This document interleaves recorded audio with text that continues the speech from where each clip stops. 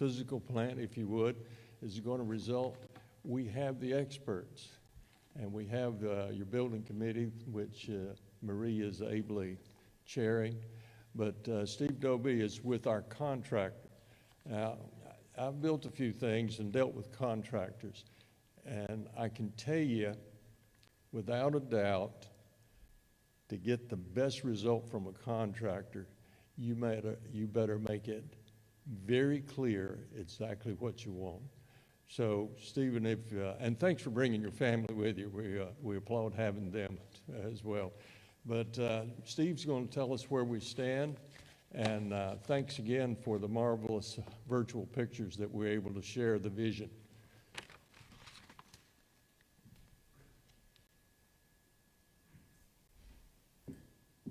Thank you, Mark. My name is Steve Doby. I am the operations manager with JH Batten. We're right down the road in Walkertown, 158. You know where Walkertown is, right? And we're over through the woods a little ways.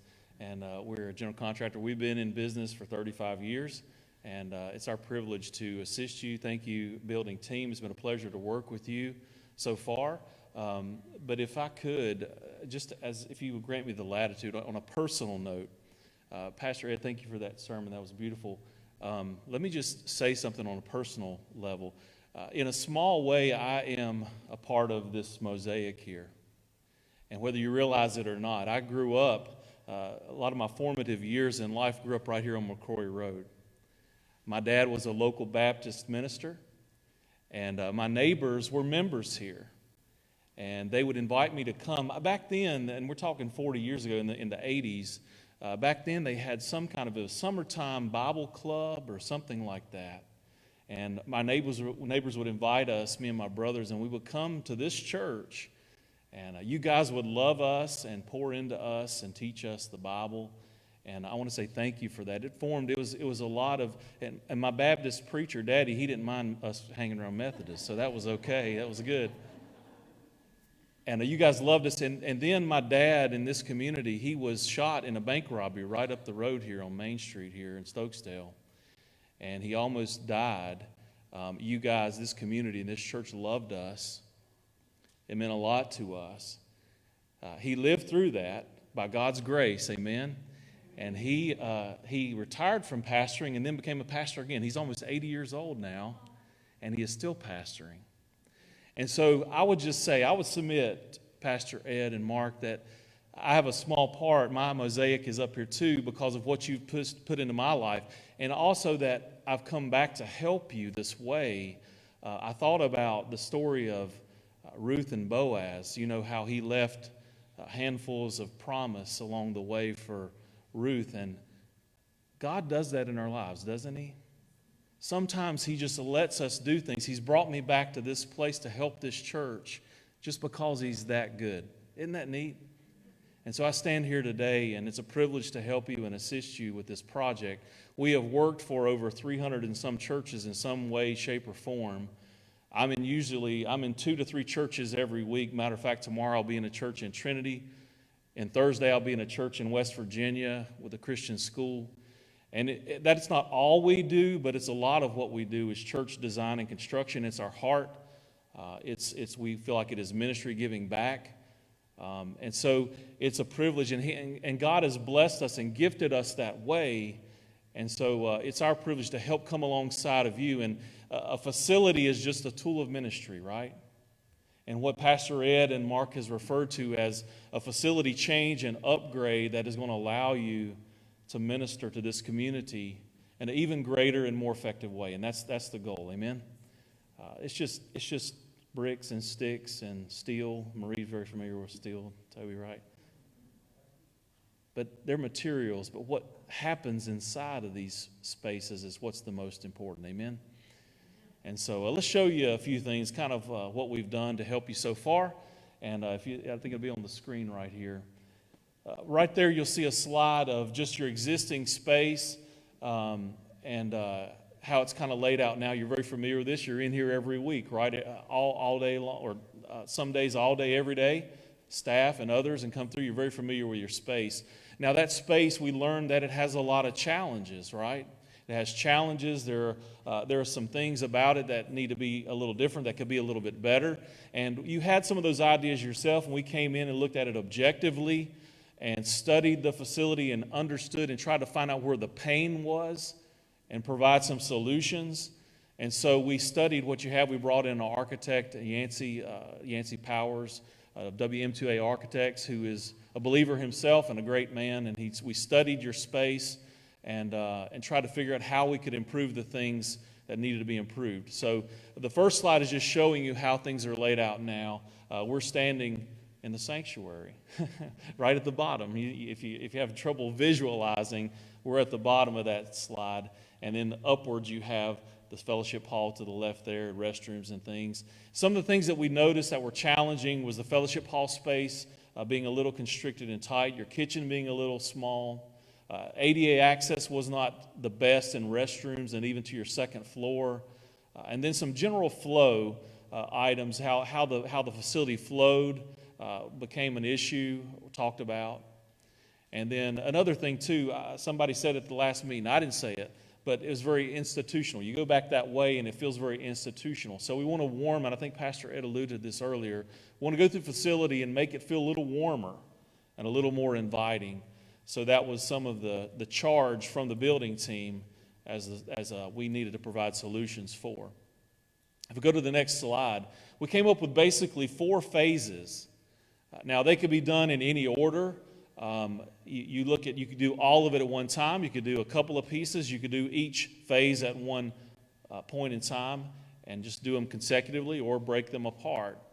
If you look at the screen, the light blue section, you'll notice an expanded fellowship hall. You'll also notice an expanded kitchen area. And you'll notice some renovation and upgrade or improvement to the rest of the space and a new hallway that's going out the back of the building. That is because we are taking the kitchen into the hallway. You won't have that loop anymore. We're trying to maximize space and flow to create a larger fellowship hall, a larger kitchen, and do a couple other things of improvement as well. Another phase also is the green. You see the green right in the heart of that screen. That is your restroom space now and the parlor. And we're looking at improving that and making it more ADA accessible, more upgraded as far as amenities and modern looking, your parlor as well. So just kind of refreshing that space. And then you look at the peach type color. That's an important piece as well. As it flows, you have the lobby that is expanded into a new addition which houses an elevator.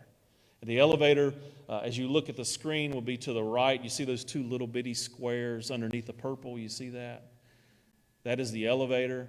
And then we have a new foyer that kind of dumps into this narthex out here, kind of creating a bigger thoroughfare, a little more space to come into and get acclimated and be welcomed into the church as people come and guests come in. That space is partially renovated and partially new construction. The new construction being the elevator piece, that's 2 stories tall, and the little lobby off of the elevator piece. You kind of see that on the right side of the screen, that slide. The right side of the slide is the upstairs. You see that? And so you see the new addition, the lobby. And then you see the light blue upstairs as well. In phase 1, I meant to mention earlier, in phase 1, we're also going upstairs and refreshing a couple spaces, repurposing, remodeling a couple restrooms, and reusing some space up there as well. And then lastly, the last phase you see on that screen is in purple, and that's creating a new nursery space for the small ones, the little ones, with a nice restroom to serve both of those spaces, nurseries and then probably those that are crawlers, and something closer down on the main level, close to mom and daddy, right? Secure and welcoming and renovated. And so you see the 4 basic components of this renovation. Again, can be done individually or can be done all at one time. We've run some rough budgets on this project, $2 to $2.5 million. It depends on if you do all of it at once, you have savings to that. Obviously, you capture that cost now. And we've studied the budget. We're still studying the budget. We're going to refine that just a little bit more. But we wanted to have it in pieces so that the church could decide what phases they want to do first. You can prioritize this plan. It's flexible that way. That was important to the building team as well. Let's look at a couple of images. This is your new fellowship hall space. And you see also we're warming that space up a little bit. Now, I'll tell you this.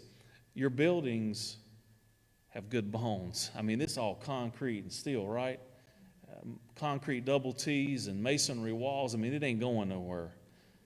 So it's built, the bones are awesome. But with that, it can feel a little institution and cold. And so you see a new ceiling, a new drop ceiling in that fellowship hall space, some new lighting, new flooring. The wall, we take one wall out and just move the fellowship hall, make it a little wider, a little bit more accommodating size-wise. Next slide. And you'll see a new serving area that is incorporated into the fellowship hall space. Next slide. There's a little bit better shot of that. Next slide. A little service line, a countertop there that can be used. You can set crock pots. There'll be plenty of power to plug into. People can plug things in to keep them warm. There's a sink behind that. Just a nice service line that people can use. It helps flow, things like that. Next slide. And there's the expanded kitchen. Creating a kitchen that is larger, that has the appropriate appliances and space to prepare food and warm food and get it ready for service. Next slide. This is looking back. If you're standing right outside this door, you see where Al is behind in the little sound booth there. If you go right past him and looking back that way, you'll see this redecorated or remodeled foyer space looking at your new elevator lobby, if that makes sense. Next slide. Now, as we look back the other way, now we're kind of stepping off the elevator and you're looking back toward the fellowship hall, which that's an improvement because if you come in the door now, if somebody asked you where the fellowship hall is, you would say, well, it's back that way. But here in this picture, you can clearly identify visually, hey, there's our new fellowship hall. Right there it is. See those doors right there? Just go right there. Modernized, updated, a lot of glass, very welcoming and warm.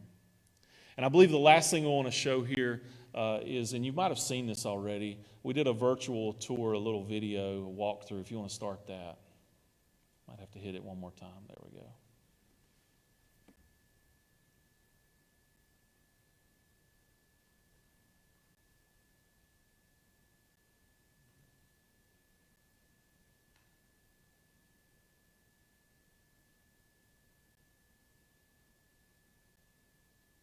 I'm getting hungry. I want a chicken pie. And I love chicken pie, by the way.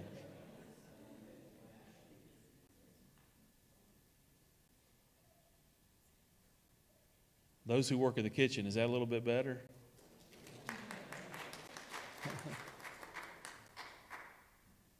And there you have it. It's been our privilege to work with the team, the vision team, the building team, and there's a lot more work to do, and I think the next steps are to find out where the church, how far beyond the church wants to go, right, Pastor?